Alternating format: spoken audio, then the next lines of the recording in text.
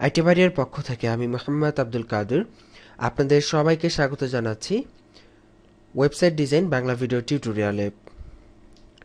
আপনারা যারা নতুন ওয়েব ডিজাইন অ্যান্ড ডেভেলপমেন্ট নিজেদের ক্যারিয়ার গড়তে চান তাদের জন্য মূলত আজকের এই বাংলা ভিডিও টিউটোরিয়ালটি।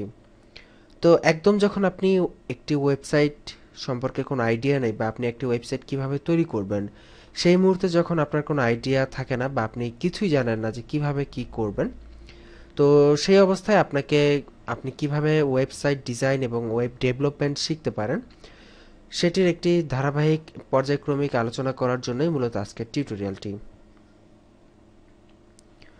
তো যে কোনো ওয়েবসাইট তৈরি করতে গেলে আপনাকে মাস্ট বি যেটা শিখতেই হবে সেটি হচ্ছে এইচটিএমএল সিএসএস। এটি হচ্ছে ওয়েব প্রোগ্রামিংয়ের সবচাইতে কমন এবং সবচাইতে বেশি ব্যবহৃত এবং এটি একটি মাস্ট ল্যাঙ্গুয়েজ, যেটি হচ্ছে এইচটিএমএল এবং সিএসএস। এই এইচটিএমএল সিএসএস আপনাকে অবশ্যই শিখতে হবে। আপনি ওয়েবসাইট তৈরি বা ওয়েবের যে কোনো যাই শিখতে যান না কেন, এইচটিএমএল সিএসএস প্রয়োজন। তো এইচটিএমএল সিএসএসটা আপনাকে আগে শিখতে হবে এবং এটা শেখার পর আপনি কোন দিকে যাবেন সেটার উপর ডিপেন্ড করে আপনি কাজ করবেন।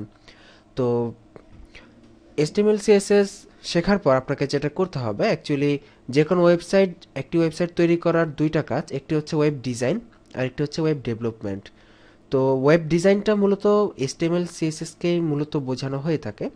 যে কোনো ওয়েবসাইট তৈরি করতে গেলে প্রথমে সেই ওয়েবসাইটটাকে এইচটিএমএল সিএসএস দিয়ে একটা মকআপ তৈরি করতে হয়। যেমন আমরা 1 নম্বর দেখতে পাচ্ছি যে প্রথমে মকআপ তৈরি এইচটিএমএল সিএসএস ব্যবহার করে, যেটাকে বলা হয় ওয়েব ডিজাইন। ওয়েব ডিজাইনের সময় যে এইচটিএমএল সিএসএস ব্যবহার করে একটি মকআপ বা একটি খসড়া চিত্র ওয়েবসাইটের একটি নমুনা তৈরি করা হয়। পরবর্তীতে সেটাকে যে কোনো একটা সিএমএস বা যে কোনো একটা প্ল্যাটফর্ম, যেমন বেশ কয়েকটি সিএমএস রয়েছে। সিএমএস কথাটির অর্থ হচ্ছে কন্টেন্ট ম্যানেজমেন্ট সিস্টেম।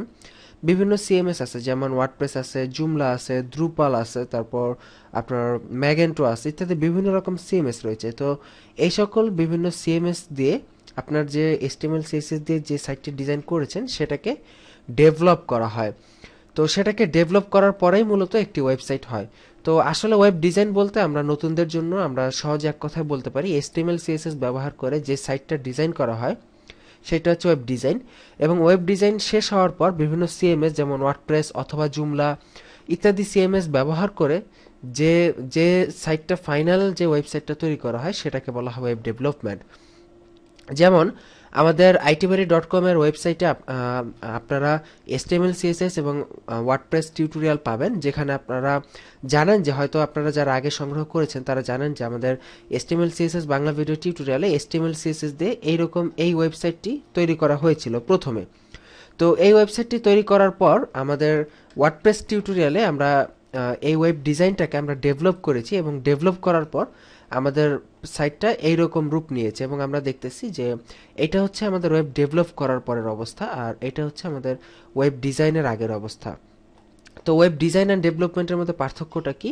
ওয়েব ডিজাইনটা হচ্ছে মূলত স্ট্যাটিক বলতে কি মানে ফিক্সড। যেমন দেখুন, আমরা এখানে যে সাইটটা ডিজাইন করেছি সেইখানে যে কন্টেন্টগুলো আছে এগুলো কিন্তু ফিক্সড।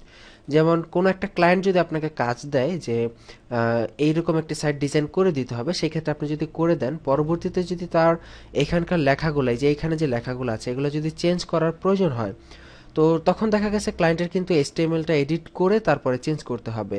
তো এই হচ্ছে ওয়েব ডিজাইন। ওয়েব ডিজাইনে কোনো কিছু এডিট করতে গেলে এইচটিএমএল দিয়ে এডিট করতে হয়।